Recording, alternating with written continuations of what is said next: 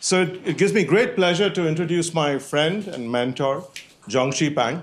So Jong Shi actually received his undergraduate degree from National Taiwan University in 73 and a PhD and a master's in statistics in 76.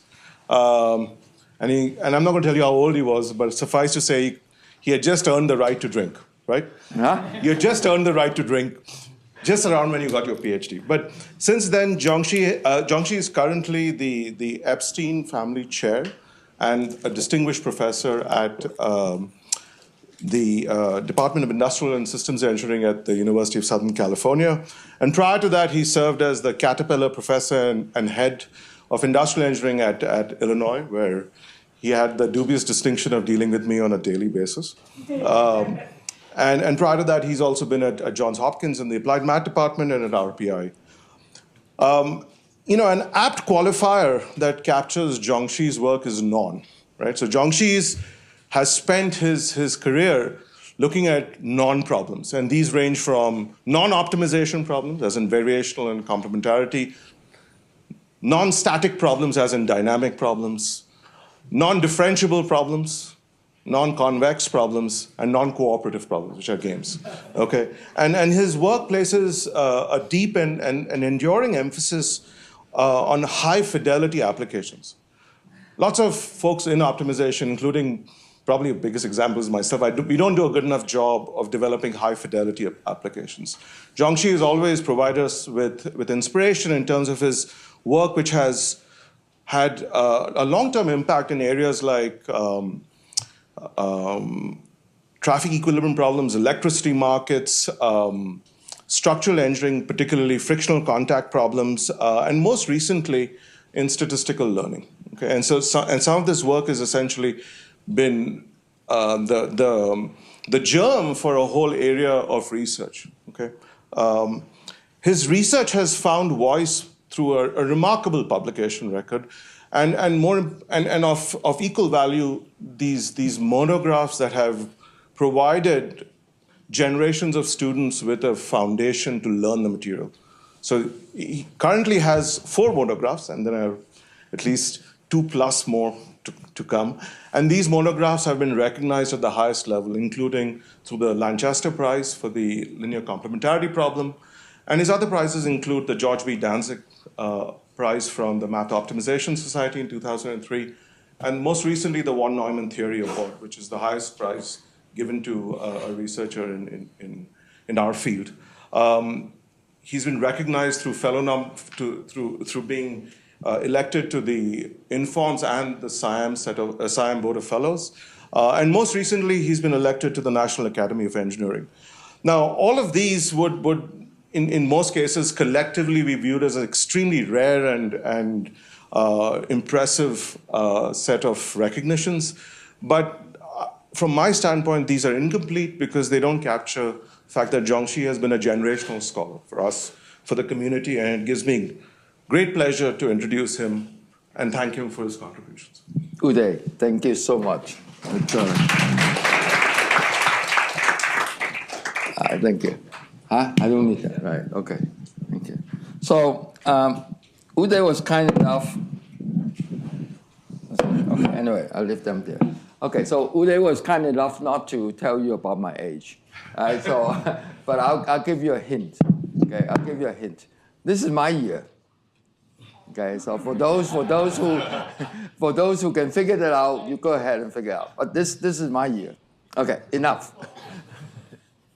Okay, so you haven't seen the title yet because I want to sort of impress you with my next slide, and then before I get to, okay, so there's nothing here, right? And so many of you know about this and actually will contribute to this. I hope this works. Okay, it doesn't. Yeah. Oh, it does. Okay. So some of you, and I hope that part of this is to actually encourage the, isn't this nice? Okay, so I want to encourage especially the students to come and beautiful sunshine. This is the International Conference on Continuous Optimization that's going to be held on our campus in July. And we have you recognize, I'm sure you recognize this face. Right, so at least one face you recognize here, right? And then but then this is the summer school, and we really hope that the students will be participating at the summer school as well as the conference, right? So we have 4 summer school lecturers. The registration is open, and so we look forward to welcoming you to Los Angeles in July. Okay, so registration open, and then that's the webpage. Just Google ICOP 2025, and you see this page. Okay, so thank you in advance for your support and participation at this conference, and look forward to seeing many of you there. Okay, so now back to the talk. You don't see a title yet, and then you will. How do I go back? Okay, so how do I go back? Ooh, there's no back button. Huh? Oh no. Okay. I have this. Okay, so you haven't seen the title yet. So I want to start with this slide. Okay, so just a recap of the field of mathematical optimization. Right. So this is a very brief bird's eye view of this post-World War II optimization until today. So the way we look at it for old-timers like myself, we like to think about this period, the development of this optimization post-World War II is starting from linear programming, right? So many of you know about the Danzig's simplex method. We really start there and then proceed to nonlinear programming, right? So one thing I want to point out is that in the early days of nonlinear programming, we've seldom really emphasized on convexity versus non-convexity. Although even at that time, the convex analysis had a life of its own. But when we talk about nonlinear optimization, we've seldom really placed a lot of emphasis on convexity versus non-convexity. So just nonlinear programming. Okay, and of course, in the middle, there's a lot of other types of programming, integer, stochastic, and so on. And then, of course, in the maybe 20 years ago, starting 20-some years ago, there's a lot of emphasis on convex programming. Right? So, but then realizing that early on, convex programming already is part of a major field in optimization. So from nonlinear to modern-day convex programming, and also in this period of developments of the optimization field, early on, a lot of emphasis in fact, on differentiable optimization, where we deal with differentiable functions. And then also in the process, non-differentiable convex programming also has attracted a lot of attention in the early days. So from differentiability into non-differentiability. And then recently, and probably not so much well known to many people, is that there's some work, especially in the Russian literature, is from non-differentiability to discontinuous. Right? So, but then still within the domain of optimizing or minimizing lower semi-continuity functions.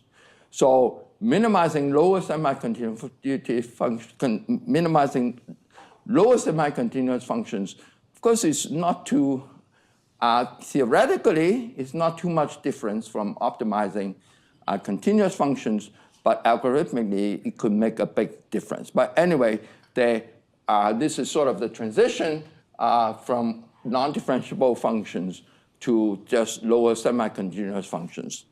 And how to develop algorithms for functions that are not differentiable but discontinuous but lower semi-continuous only, that itself is a wide open topic.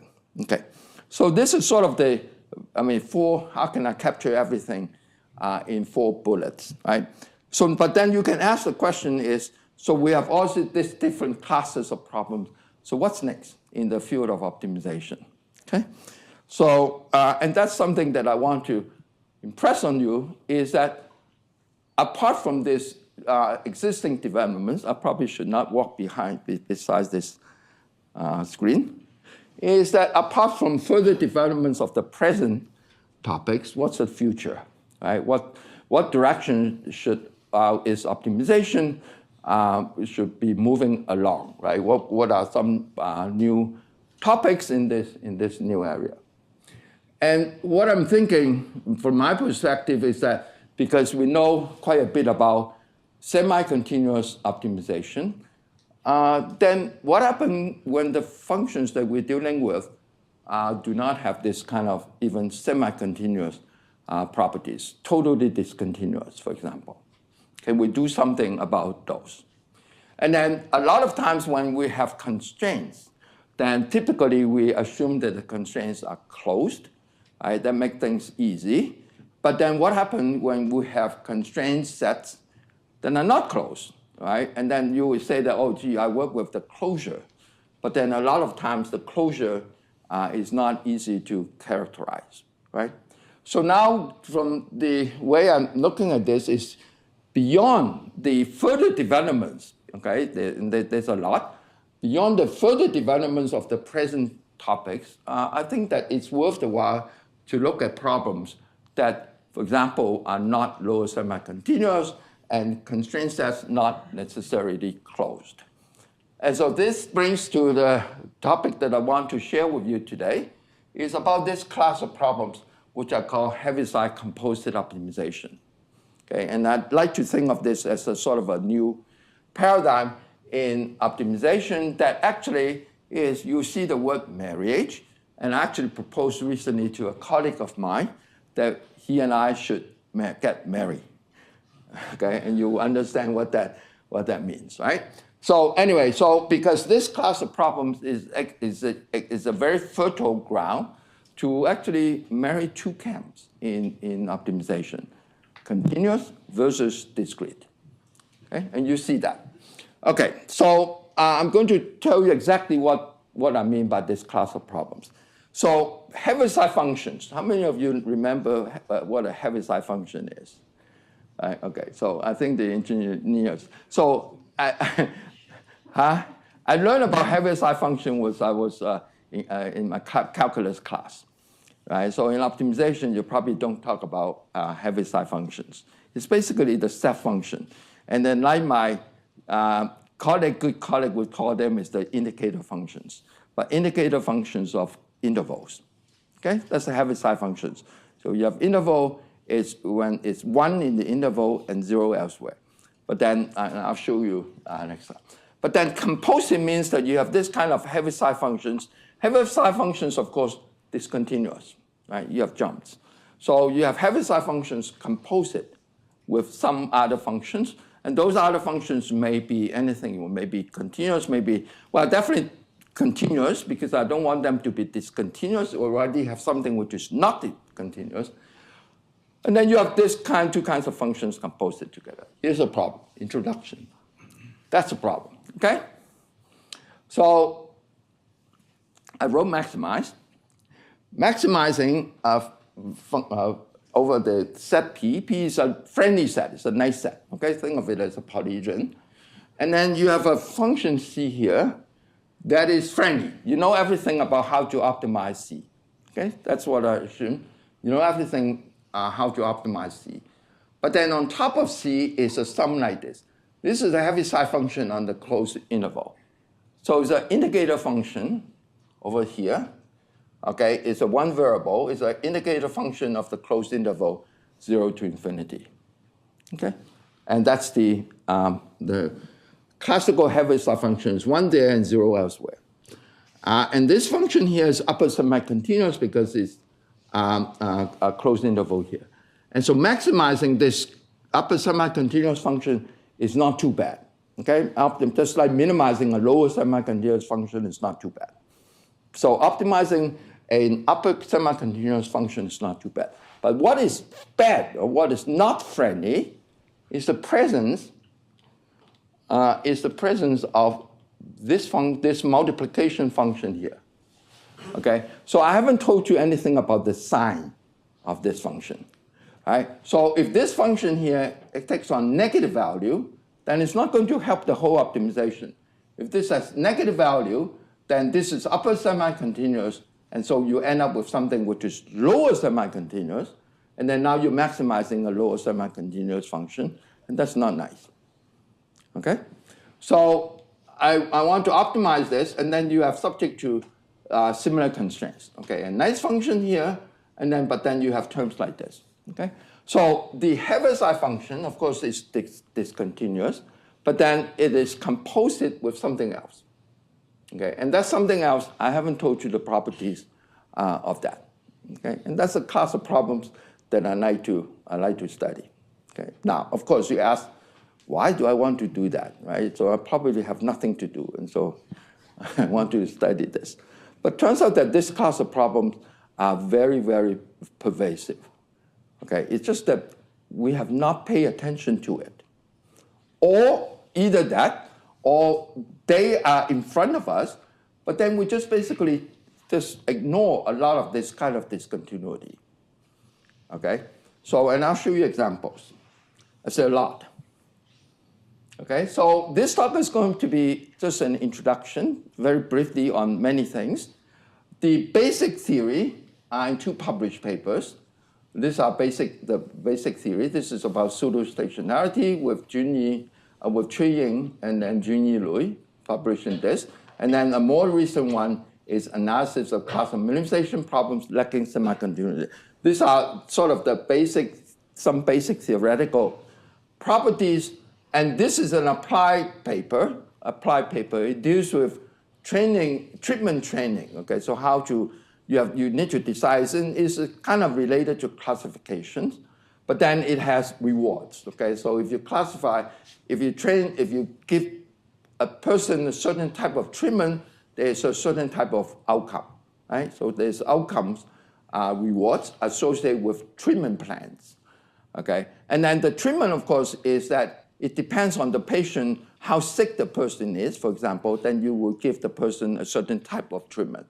So the treatment depends on certain decision variables. Okay, so anyway, so this is an applied problem, and then we're looking at it as a Heaviside problem. So there's a lot in this area. It's basically, it's wide open. So this area is wide open.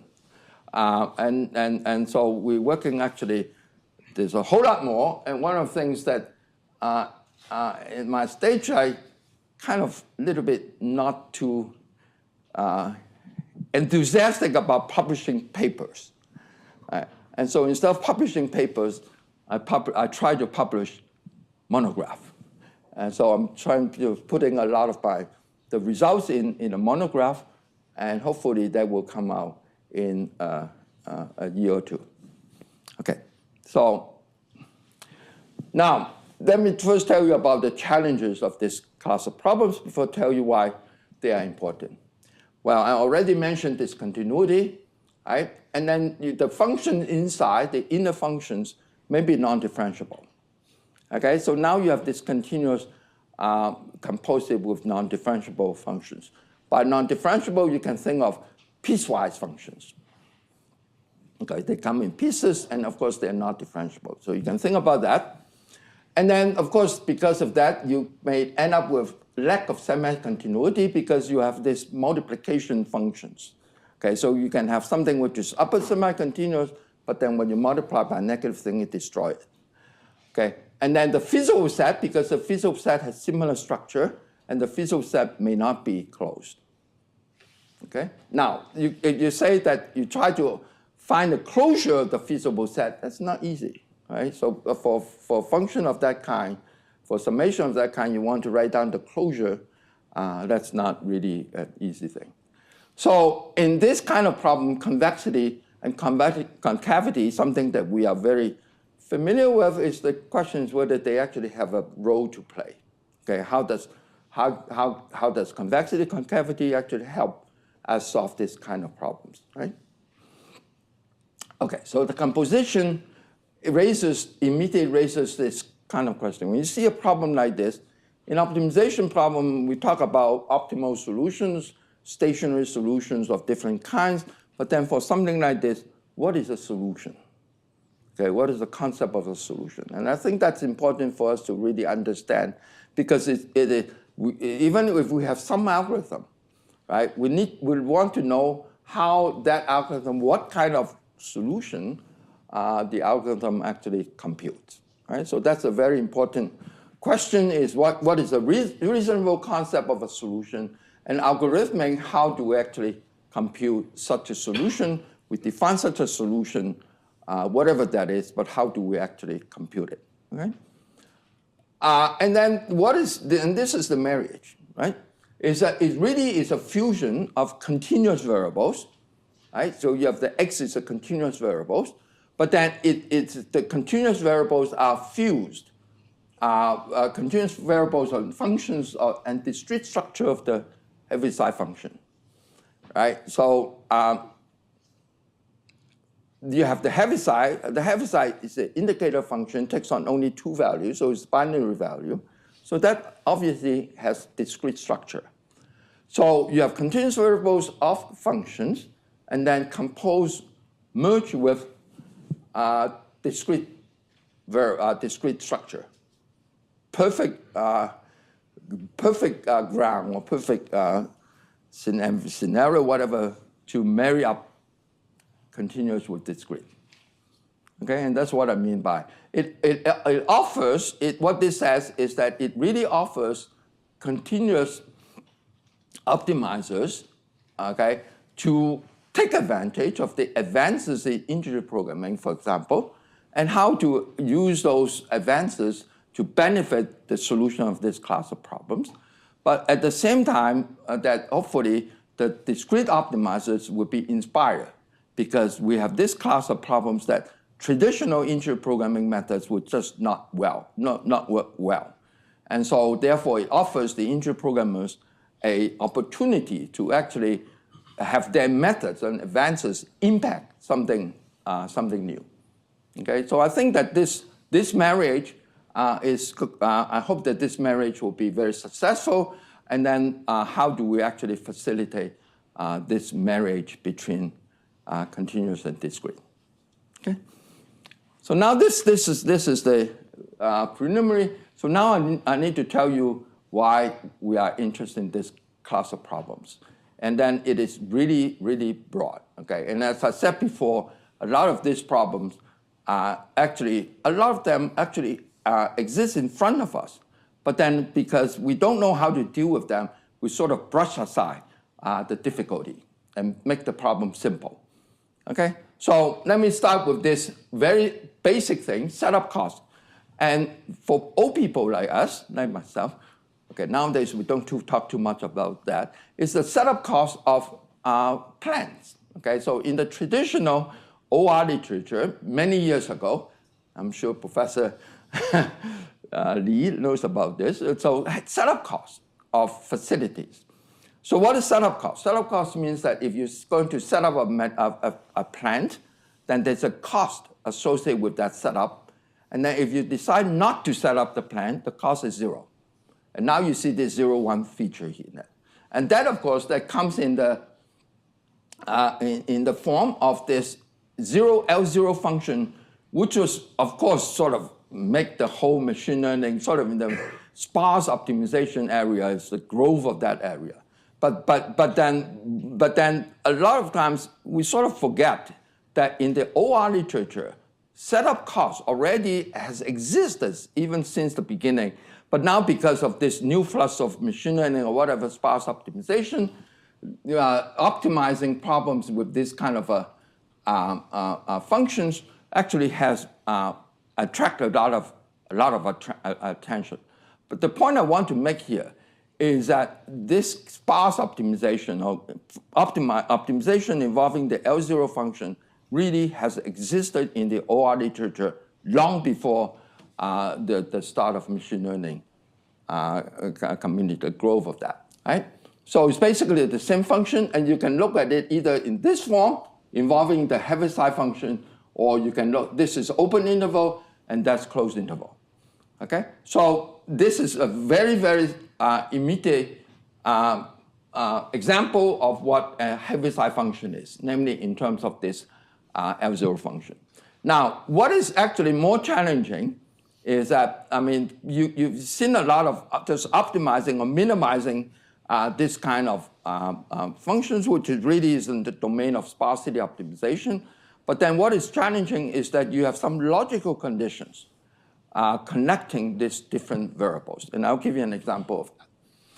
Okay, paradigm switches. Paradigm switches is that in a system, you can have paradigm switches. For example, when the light is on, that's one paradigm. And then when the light is off, that's another paradigm. Whenever you have this kind of paradigm switches in the system that you want to optimize, that very often leads to this kind of Heaviside functions. Okay, and paradigm switches, of course, is the source of, is an important source, pervasive source of discontinuity, because you have the, right, from 0 to 1. That's immediate discontinuity. I will skip the quantification and want to talk about classification. And then you see that, and then for those of you, I hope that many of you know about the Neyman-Pearson paradigm in classical classification statistics. Okay, and so I'll give you talk a little bit more about that. The more recent concept, okay, the more recent concept in machine learning under this scheme of classification is the notion of accuracy, precision, recall, fairness, and extensions. Okay, for example, there's an extension of this fairness to a macro, okay, rather than this local measure of fairness, but it's a global measure, so it becomes a macro measure of fairness, of fairness or precision. Actually, all give rise to this. And I mentioned briefly about treatment learning, and then in treatment learning, what happens is that you decide on which treatment to give depending on the score function of the individual. And that gives rise to this composite sort of thing. And last but not least, probability functions. And I'll show you what I mean. Okay, so select applications. First one is what is known as in the statistics literature is the hierarchical variable selection. The basic setup is still variable selection. Okay, so you have this statistical model, which is linear. Okay, so this is a linear term. So this is a standard linear statistical model for regression, for example. But then you have this kind of a connection term. Okay, so you have a bilinear relationship connecting those features. Okay, so this is so the basic statistical model. The X is the parameter that you want to discover, and then C is the feature, random feature. It is a sum of a linear standard linear term, but then there's a bilinear term that connects the different features. So this is the basic statistical model that one uses. And then we want to do regression, for example, or other statistical task based on this basic statistical model. Now, so X is the unknown. But in this setting here, there are two logical conditions connecting, specifying the way the selections are made. Okay? So one relation is called strong hierarchy. And basically what this means is that an interaction term that goes into this statistical model can be selected only if both of the linear terms are selected. Okay? Both of those are selected. And so now what you have is that this is positive. If these two, if this is positive, these two other features, these two component features must be selected. Okay, so you have a logical condition like this. The bilinear term is active if those two linear terms are active. Okay, so that's one specification, and it's called a strong hierarchy. The weak hierarchy is that interaction term is selected if at least one of those two. So these are logical conditions in the selection process. Okay, so on top of this, of the L0 function that you try to optimize, you also want to respect or obey this kind of logical conditions in the selection process. Okay, now one thing you recognize here is that the L0 function is actually lower semi-continuous. It's lower semi-continuous. So this kind of less than equal to constraint is good, it's favorable, but then you have something on this other side. So you actually have lower semi-continuous minus upper semi-continuous. And now you end up with something that is not determinate. It's not lower semi-continuous, it's not upper semi-continuous. Okay, and this could be your constraint, or this one. Okay, so this shows you that you could have lower semi-continuous, but because of the sign, okay, that mess up your semi-continuity. And how do you deal with that? It gives you something which does not have, which is neither semi-continuous nor, which is neither lower nor upper semi-continuous. And because of this kind of logical constraint. So this again, I mean, when I mention something like this kind of logical conditions, the linear programmers probably will laugh, right? Because these are so fundamental to a lot of the integer programming problems, right? We have this kind of logical conditions, right? And again, so this is should be a very fruitful area where continuous optimizers can really benefit from the past wisdom and maybe future developments of integer programming areas, okay? Okay, so let's move on to the other. I'm going to skip all this.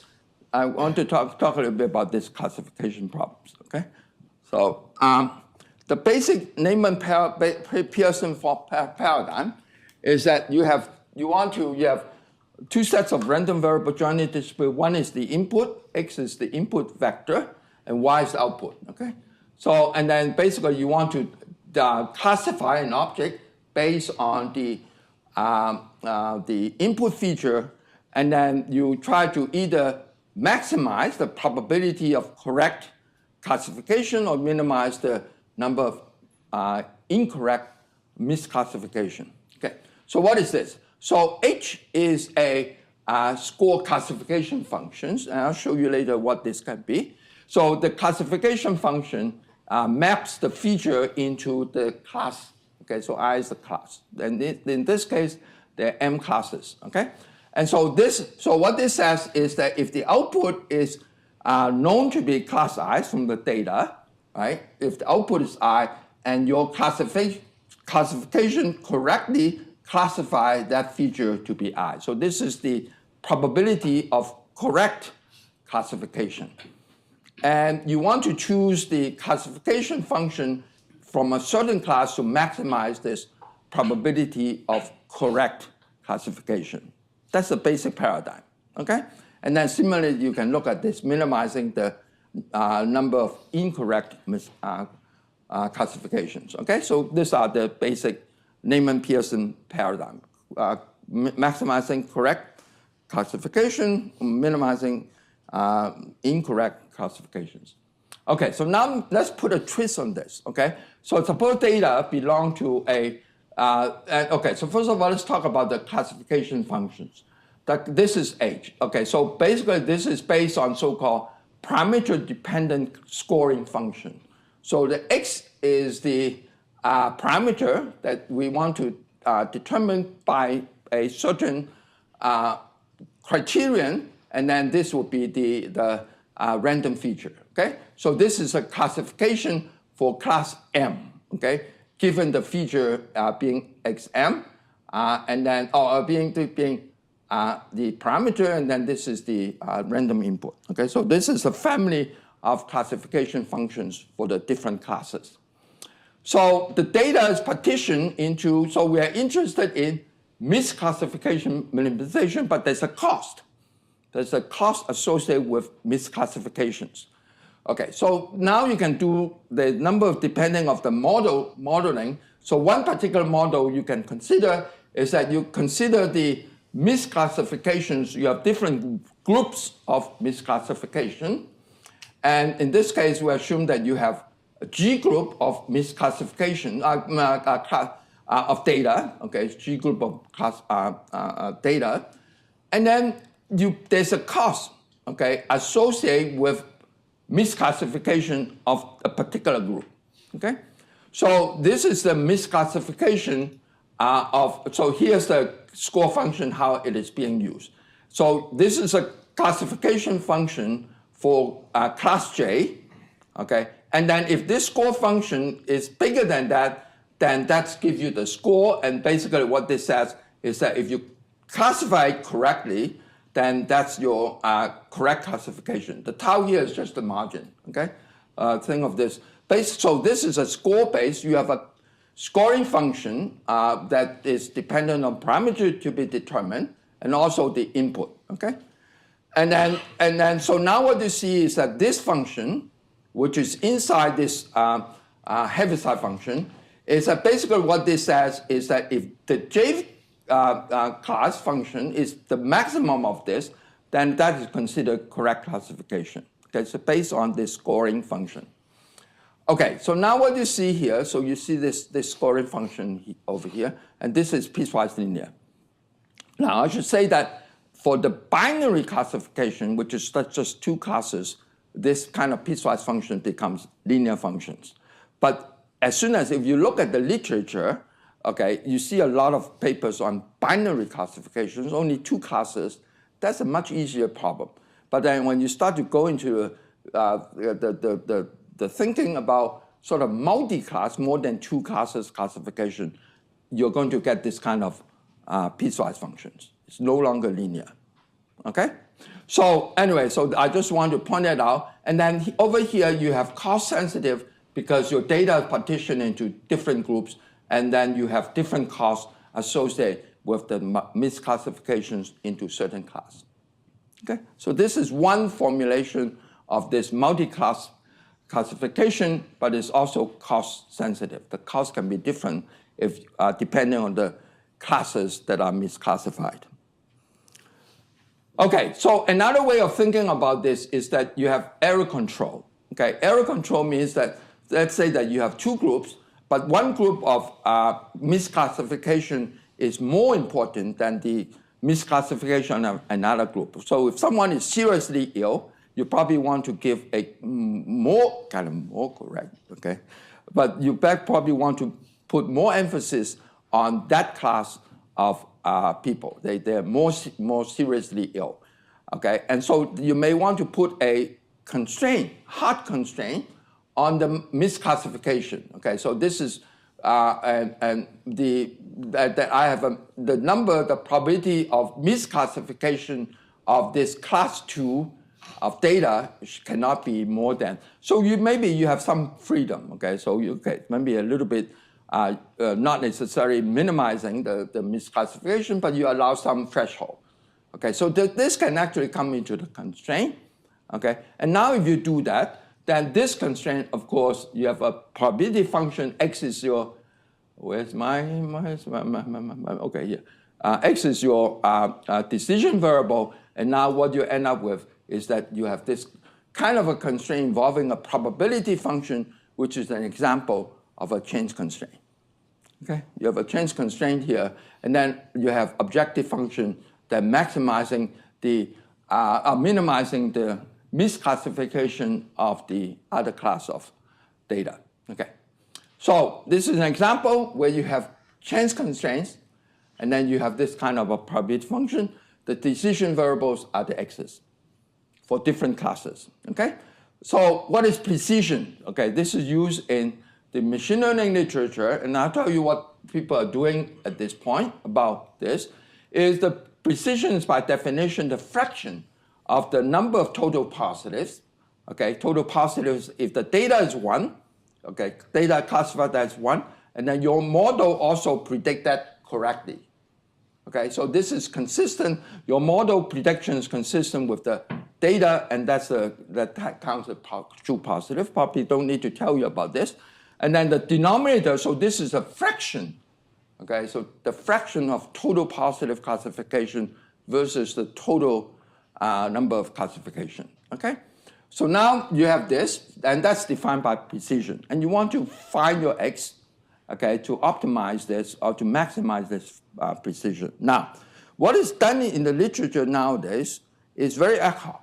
Okay, they solve a classification problem without taking into account this as any kind of objective or constraints. They solve that and they simply calculate the precision. They calculate, okay, and then they will then judge whether the solution is good in terms of this precision. Okay, that's the state of the art. Is that they solve a typical classification problem, then they just compute this object. And what we're trying to propose is, if you are interested in getting a high precision classification, why don't you just go ahead and straightforward and try to optimize this precision quantity. Okay, so now instead of just calculating that based on some sort of other calculations, I go ahead and directly optimizing this kind of a fraction. So this becomes my objective of constraints, and this leads to what we call the fractional Heaviside. You have Heaviside function, but then you have fractions. Becomes a fractional Heaviside composite optimization. Okay, and that's one problem that we like to study. Okay, so let's talk a little bit about stochastic programming. I have to do this because this is in return to one of my hosts, right? So need to talk a little bit about this. Okay, so what is new here? Okay, so let's look at this probability function. X is a decision variable. Okay, so you want to optimize over X, and you're optimizing X, this probability function. The probability of this is the expectation of this being greater than or equal to 0. So I write it as the Heaviside function. So you're optimizing this function in X, okay, on either objective or constraints. And then if you do a sample SAA, okay, or you do sample average, whatever, and then you're going to get something like this. And now you can see that I have a sum, and then I want to optimize this, and then you see the Heaviside function. Okay, so whenever you deal with probability function, very naturally you are led to investigate, to study the Heaviside functions. Very natural. Okay? But now what is even more, which is now unnatural, if you ask our experts here, they probably will tell you that there's no such thing in the literature. Okay? And why is that? Because people do not pay attention to it. Okay, so what am I talking here? This is decision-dependent conditional expectation function. So it's a conditional expectation, but the condition of the event that determine this conditional expectation is decision-dependent. Okay, you make a decision, and that decision affects the event, and that event, greater than or equal to 0, becomes the condition upon which the expectation is calculated. Okay, so this is the event. The event depends on the decision variable. The event, and then you calculate the expectation based on the based on that event being true. And you're going to optimize, try to optimize this. So now what you see here is that this conditional expectation is that, again, you write it out, and then you need to divide by the probability of the event. And again, what you see here is that you have the Heaviside function in the denominator, and now you have the expectation. In the denominator, you have this, which also gives you another Heaviside function in the denominator. And so now, again, what you get here is that you get another example of a fractional Heaviside function. And ultimately, my research program will also try to study this kind of optimization problems. Okay. Mixed signs, right? So I mentioned about previous, I showed you the strong hierarchy and weak hierarchy, and you see this x0 minus x0. Something like this in this mixed sign combinations and piecewise linear. Okay, so consider a first order diagonal dominance condition which says the probability of one function is less than or equal to the probability of the other function. So consider a constraint like this, which is a first order diagonal dominance of two random variables, in this case, two random functions.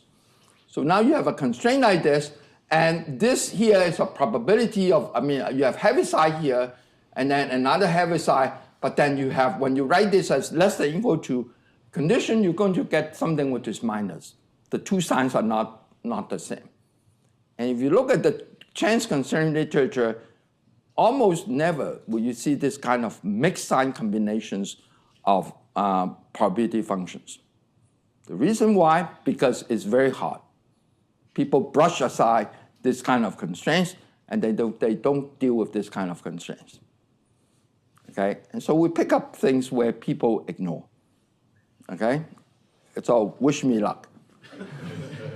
Okay, wish me luck. Okay, and then the same thing for this. Okay, so I also showing you here is that you have conjunctive probability constraint, right? So it's a probability of this and this if the two events both are correct, and that you calculate probability based on this conjunction of two events. And you have this, and then if you write it out, actually you're going to get an expression like this, where you have probability function minus probability function, and within the probability function, you have the piecewise function, which is not differentiable. Okay? And then you also have conditional probability constraint, is I want this conditional probability constraint to be less than or equal to B. Okay? So when you have this kind of things, and then you write it out, again, you're going to get mixed sign combinations of the Heaviside functions. I think enough examples.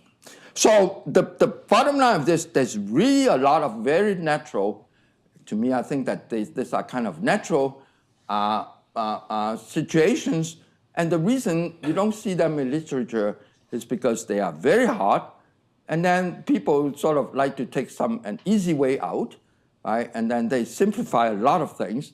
And on the other hand, crazy person like myself, I want to say that, gee, maybe I should look at some of this. I'm a contrarian, okay? I'm a contrarian, and I like to sort of meet up some real challenges if possible.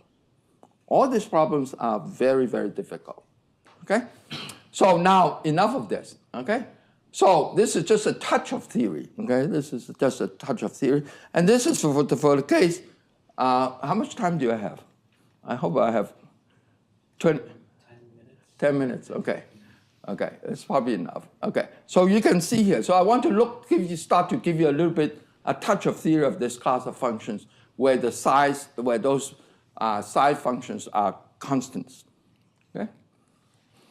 Okay, so I've done through this, and so this is just a touch of theory, okay? Just a touch for constant multipliers. So the first question is, this is the problem. The first question is that what do I mean by a solution, okay? And so let's just take the solution meaning optimal solution.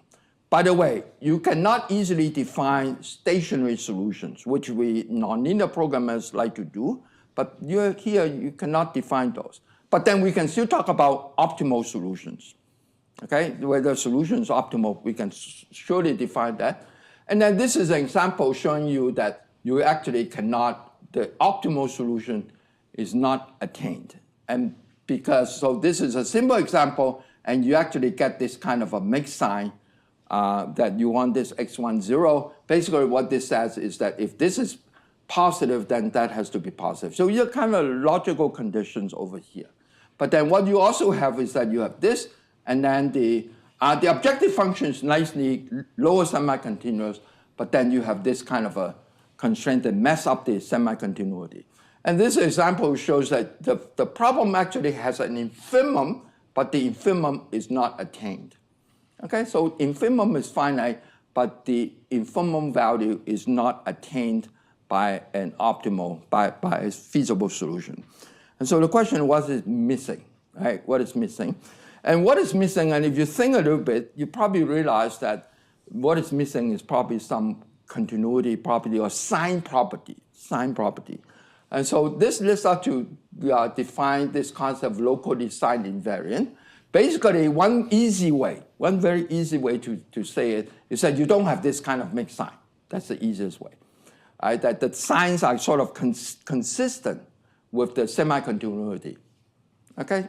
That's one way to think of it. Is that's too simplified, but that's one way to think of it, is that what is missing is that the signs of those coefficients does not coincide, does not match the semi-continuity. Okay, and then this basically what this definition is just a local version of this very, very rough idea. And this is a kind of condition that is missing. Okay, and it also gives you an indication of the mathematical difficulty of dealing with this for the kind of situation where you have this. The zero is a difficult part, right? So you have this. You have this problem here, okay? And then if the value here is either positive or negative, that's probably not too bad, especially when you look at things at local neighborhood of a solution. What is bad is when this value is actually at zero. And that's when you cannot really decide in the neighborhood of that whether it's going to be positive or negative. So yeah. Isn't it similar to or like related to closeness of the feasible region? To what? To closeness? Absolutely, absolutely. It is absolutely related to closeness, absolutely. In this case, the feasible region is not close. Okay, exactly. Okay, it's actually related to that, okay? Okay, so it also shows you, sort of give you the challenge of this class of problems is that you have some value of x, this is 0, but then this thing here is negative. If you have things here equal to 0 and the coefficients greater than equal to 0, you're fine. Okay, but then this is exactly the kind of situation that makes the problem challenging, is that how to deal with this kind of situation. Okay, so that's basically what this concept tells you. Okay, this property is kind of interesting. I want to mention this and then I'll skip over to talk about algorithm. This concept is locally star-shaped. Okay, so this is my feasible region, right? It looks very complicated. You have linear terms and then you have this, you have greater than this, okay? It's kind of scares you. Okay, but interestingly, if these functions here are piecewise affine, piecewise linear, continuous, then this set here, this is a feasible set of my problem, has what we call local star-shaped properties. What does that mean? I'm sure you all know what a star-shaped set is. Star-shaped is that you have a point, and then any point, you connect from this point to any other point, the line segment is in the set. That's star-shaped. Just think of a star. Right? That's a star-shaped set. A locally star-shaped set is that you are at a point, and then there exists a neighborhood in that point, so that any point in that neighborhood, you connect that base point to that other point in the neighborhood, the line segment will be in the set. Okay, so this is local star-shaped. Okay, it's a local version of star-shaped. It turns out that this kind of a set has this very nice, interesting geometric property of being local star-shaped. Okay, kind of surprising to us. Okay, but he has this nice star-shaped property. Now, so what is the consequence of this? The consequence of this is that if you optimize an objective that is, let's say, locally convex, think of the objective. So in this case, I'm maximizing. Okay, so the objective, think of the objective as being concave, make it simple. Okay, I'm not going to go into this.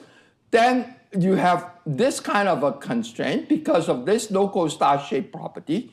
Then you can declare that every stationary point, every stationary solution satisfies this property.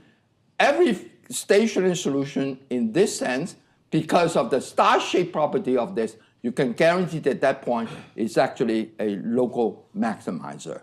So what this tells you is because of the structure of this local star-shaped structure of the feasible set, you can declare from stationarity, from stationary property to local optimizing property, thanks to the structure of this set, which looks ugly, but you can still say something somewhat interesting about it. It's local star-shaped.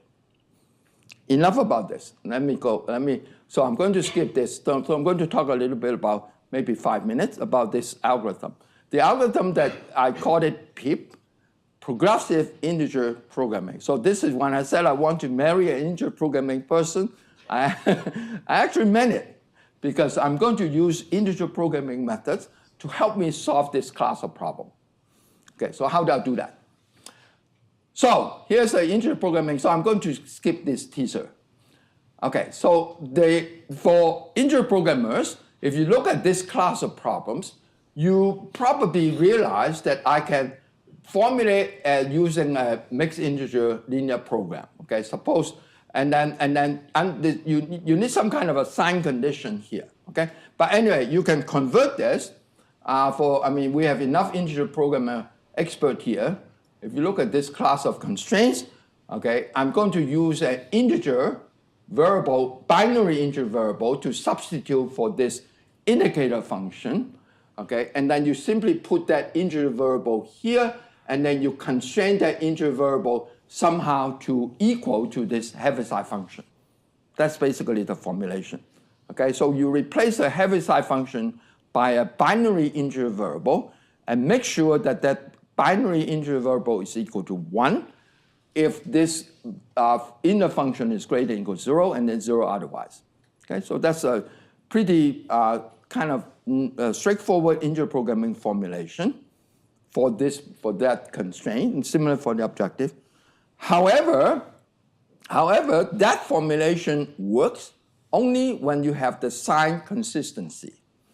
When you start to have negative signs, when the signs of the coefficients sort of mess up your semi-continuity, the integer programming formulation is not correct. Okay, anyway, so let's say that we have the sign condition. Okay, then we get this integer programming formulation where you have one integer variable for each Heaviside function. Okay, for each Heaviside function, you have one integer variable, and the big M there is standard in integer programming. You need that to turn it into an integer program constraints. Now, here's a problem. The problem is that if you try to solve this problem using state-of-the-art, for example, Gurobi integer programming solvers, you're not going to go too far. Okay, you're not going to be able to solve problems with several hundreds of variables. Okay, it's going to take you forever. Okay, a lot of time. So and then not to mention that if you have thousands of integer variables, just no hope to try to solve this problem completely. Okay, so the thing is that it is not effective to try to solve this problem with all the integer variables. On the other hand, so why don't you try to solve this problem starting with a small number of integer variables? Okay, and then progressively grow the number of integer variables. Okay, so what I'm going to do is I'm going to solve a problem of the same kind by fixing a lot of the integer variables equal to 0, 1. Going to do a lot of fixing. You still have some integer variables left. And I don't care how you solve that.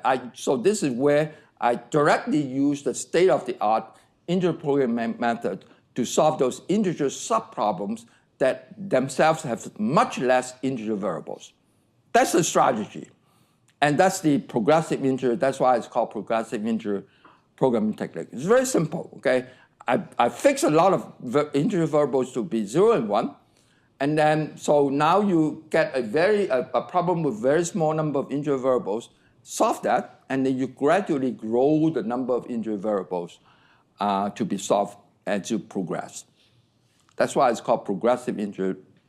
Very stupid idea, right? John, has anyone tried this for solving integer programs? This progressive idea? Not exactly. Not exactly, okay. I'm just curious.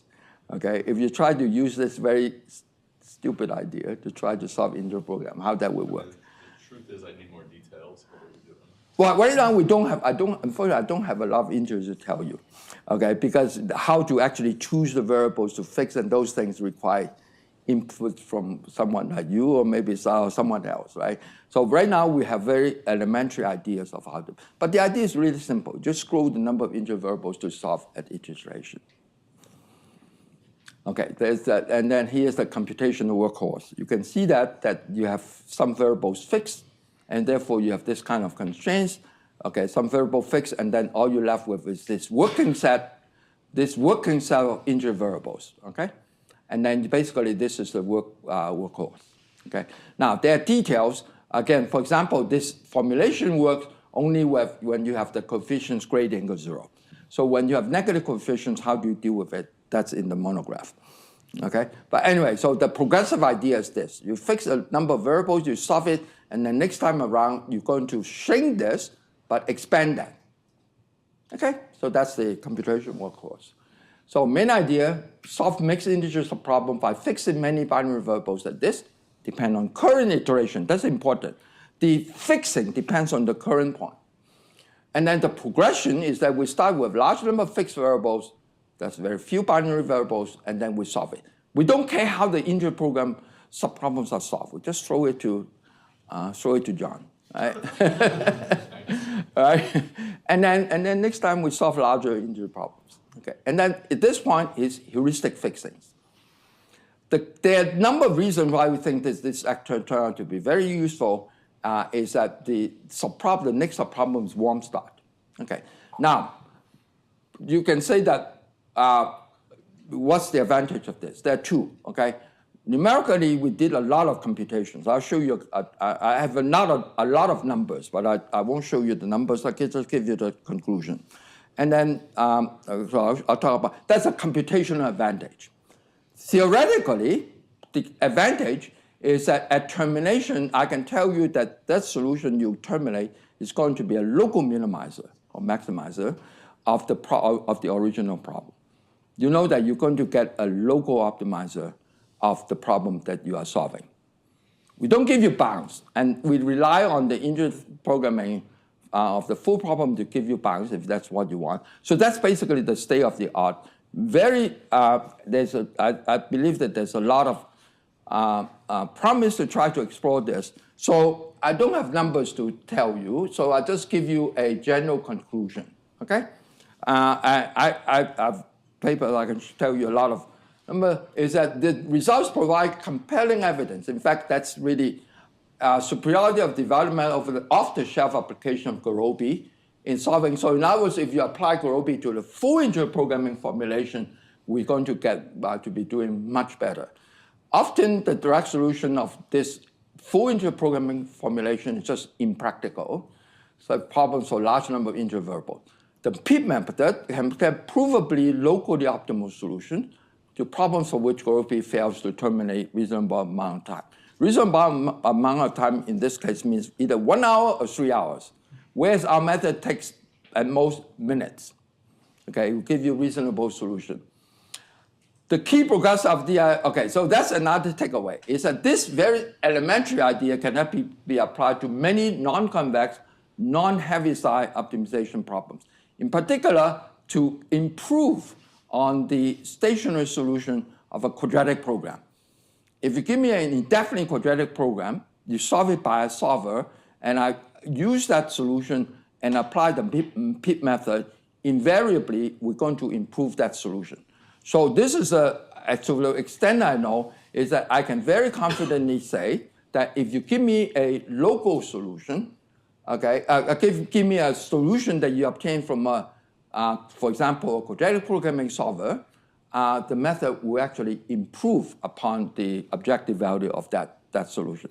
That's the subject of another paper, which I've not listed here. And so in other words, this progressive idea can be actually applied. And we are actually doing a lot more. And that's why the subject, I think, is really wide open. And we've just barely scratched the surface of some of the things we can do. There's still a lot of opportunity. For example, optimizing those conditional probability function, conditional expectation functions, that's a wide open area. Thank you very much.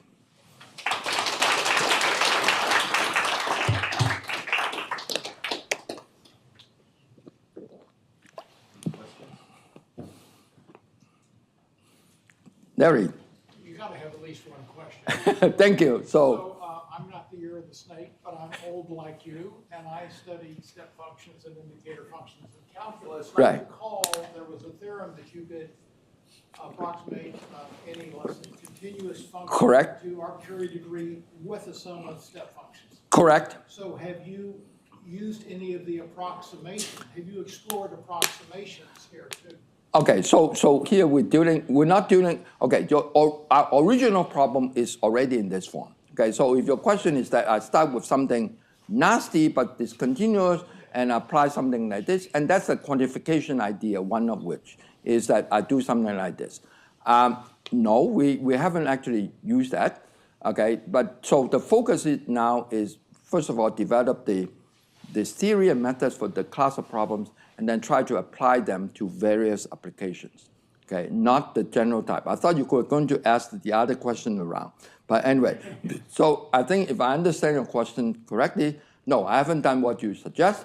But the focus is developing the theory and methods for this class of problems and apply them to problems that are meaningful in applications. Okay, so that's the.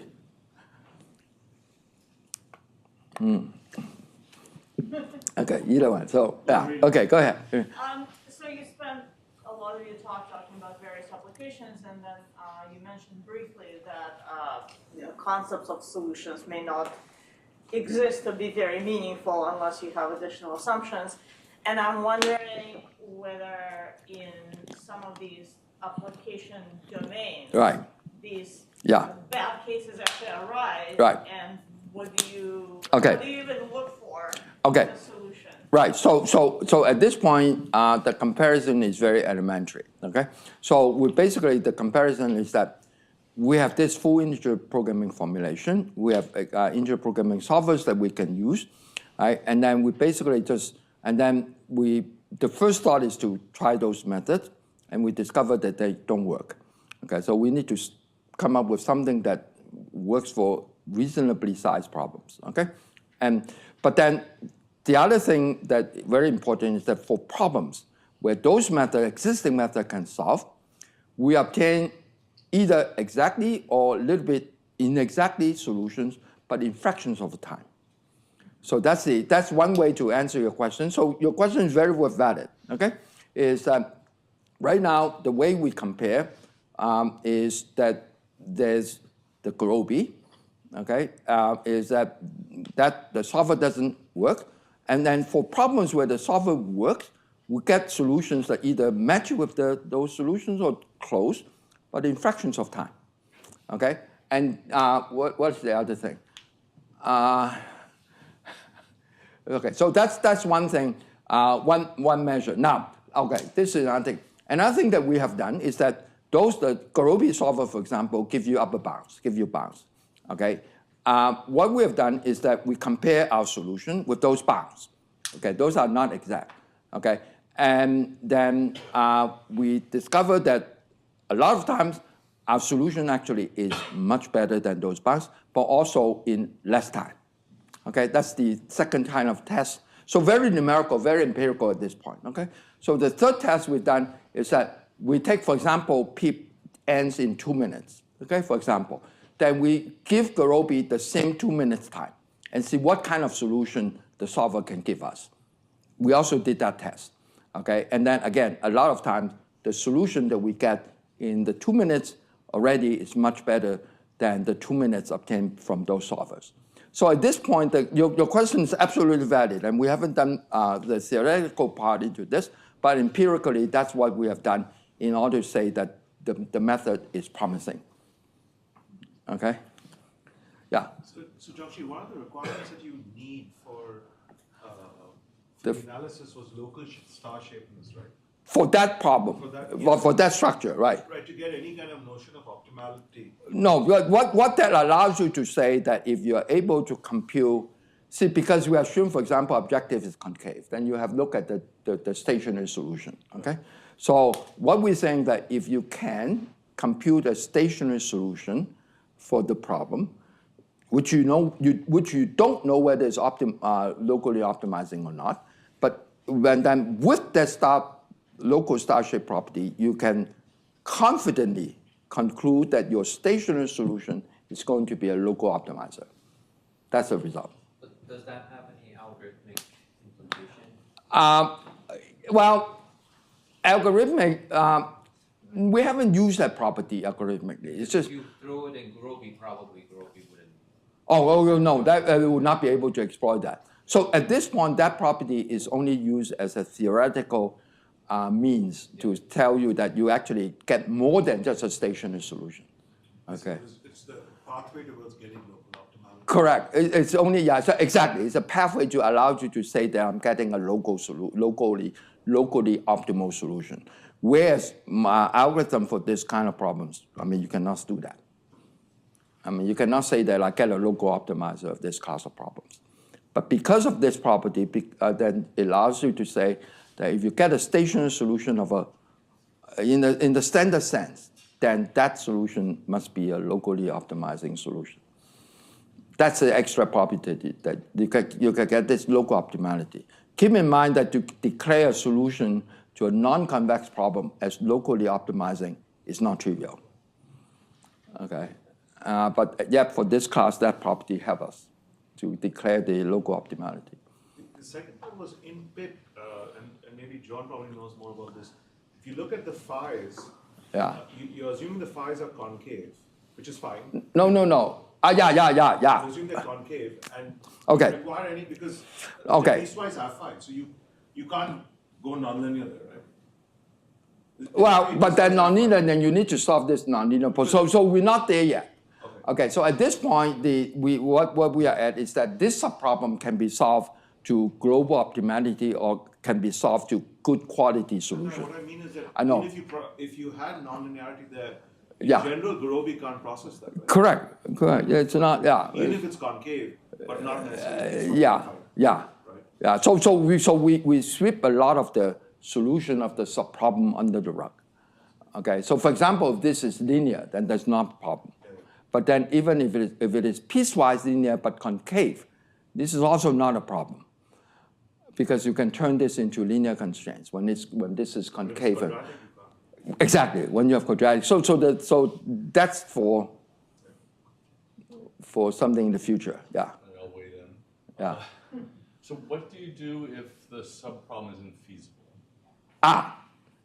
Very good question. Okay, very good question. Okay, so this is one way to deal with your question. Is that we actually can amend the problem with using the constraint residual, and we formulate a problem with the constraint residual as an extra variable, and then we solve that problem, and then hope that if the constraint residual is 0, then we get a feasible solution. Otherwise, we're going to get a solution where the constraint residual presumably is small. But very good question. So for example, trying to get a feasible solution of this problem is not easy. Yeah. Okay, so we use a constraint residual thing to amend it so that the problem is always feasible with that constraint residual as an extra variable. Okay, and then we pray that we get, or whatever, that we cross our fingers that we get something that Now is. you're really an integer programmer. I told you. Do you want to marry me? Right? I mean that. I think that it's time to really. But I'm I not. think we're not I'm a rat. I think you're a snake. I'm a snake. Okay. Anyway. Snake eats rat. Is that right? Oh, but the rats can sort of get into the snake's stomach. The Okay. rat eats the Yeah, I know. Okay. Anyway. Yeah. There are no more questions. Let's thank our speaker again. Thank you very much.